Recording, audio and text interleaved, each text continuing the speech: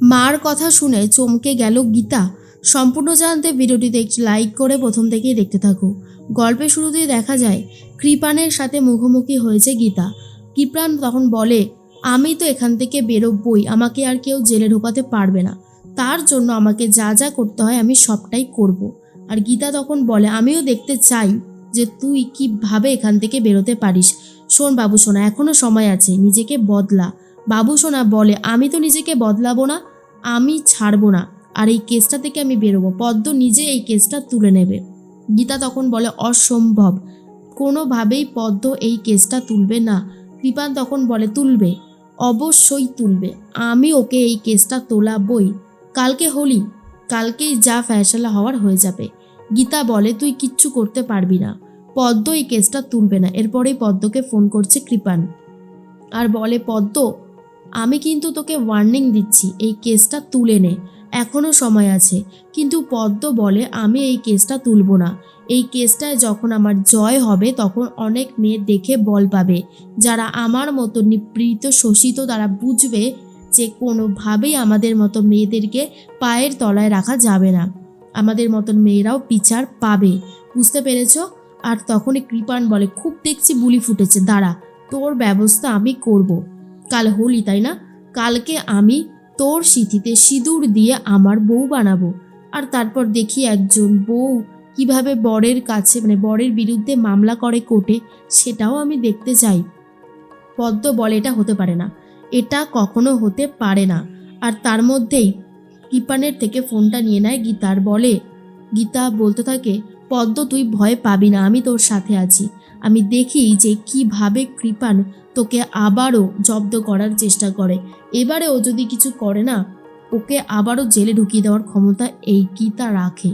তখনই পদ্ম বলে, হ্যাঁ দিদি, আমি ভয় পাচ্ছি না, ভয় তো পাবে কৃপান, ওর এমন অবস্থা করব যে ও ভাববে কেমন লাগে। এর মধ্যেই তখনই ফোনটা কেটে দেয় পদ্ম।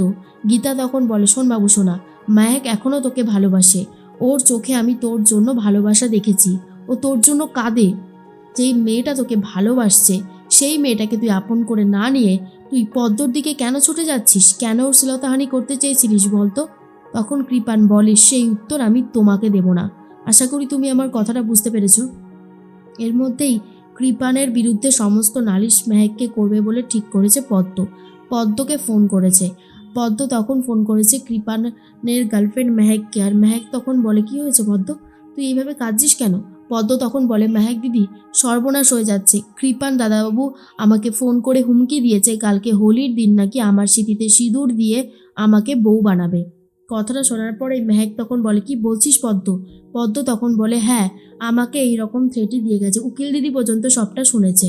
তখনই মেহেক বলে, ঠিক আছে, তুই চিন্তা করিস না, ও তোর কোনো ক্ষতি করতে পারবে না, বরং ওর যা ক্ষতি হয়েছে ও এখন নিজের জীবন দিয়ে সেই ক্ষতির মাসুল দেবে। এর মধ্যেই তখনই মেহেক চলে গেছে কাব্যদের বাড়িতে। কাব্যর মা তখন বলে, মেহেক তুমি এসো এসো। মেহেক বলে, আমি এখানে বসতে আসিনি, আমি এখানে এসেছি কৃপানের সাথে কথা বলতে। এরপরেই কৃপান বলে, কি চাই তোমার এখানে?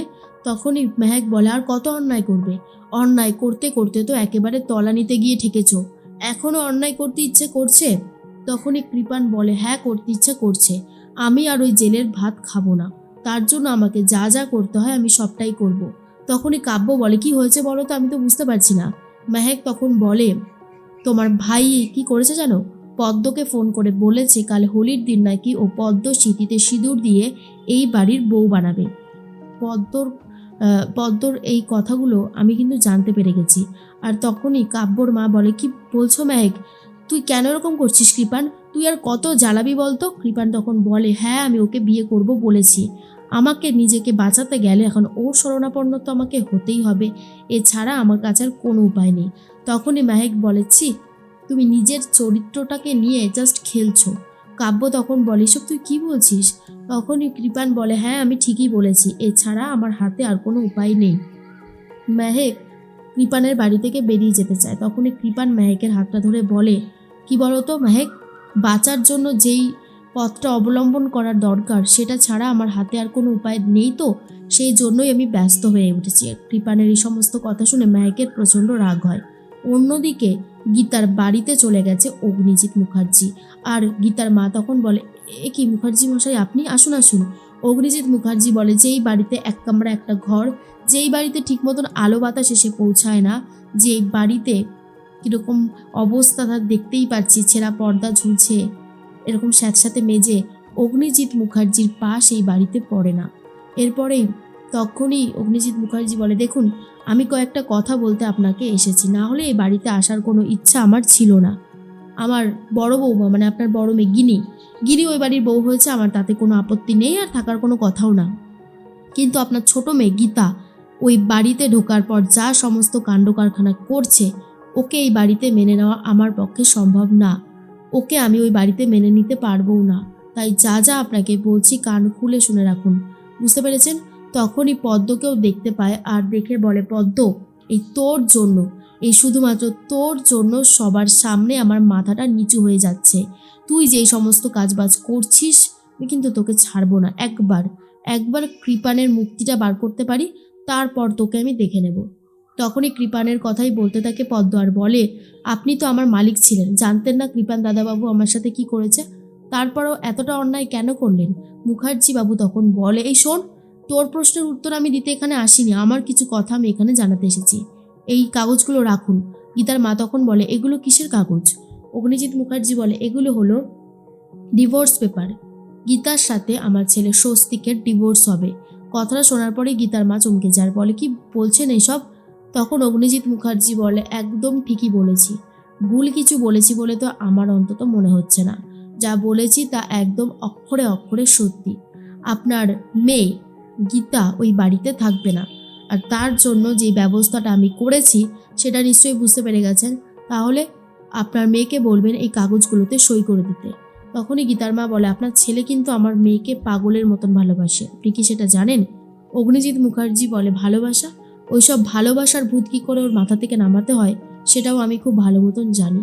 দয়া করে আপনাকে যেটা বলা হলো আপনি সেটা শুনুন, তাহলেই কাজে দেবে। গীতার মা ভীষণ কান্নাকাটি করতে থাকে। অন্যদিকে অগ্নিজিৎ মুখার্জি চলে যায় বাড়ি ছেড়ে। আর তার মধ্যেই গীতা বাড়িতে উপস্থিত হতেই স্বস্তিক তখন বলে, সারাটা দিন নিশ্চয়ই আপনার কোনো খাওয়া হয়নি, আমি নিজে আপনার জন্য ভাত নিয়ে এসেছি, আমি খাইয়ে দিচ্ছি আপনাকে। এই বলেই গীতাকে খাইয়ে দিতে থাকে। গীতা মনে মনে ভাবতে থাকে, স্বস্তিক ছেলেটা যেমনই হোক না কেন, ও সত্যি ভালোবাসে গীতাকে। এর মধ্যেই গীতার মা গীতাকে ফোন করেছে।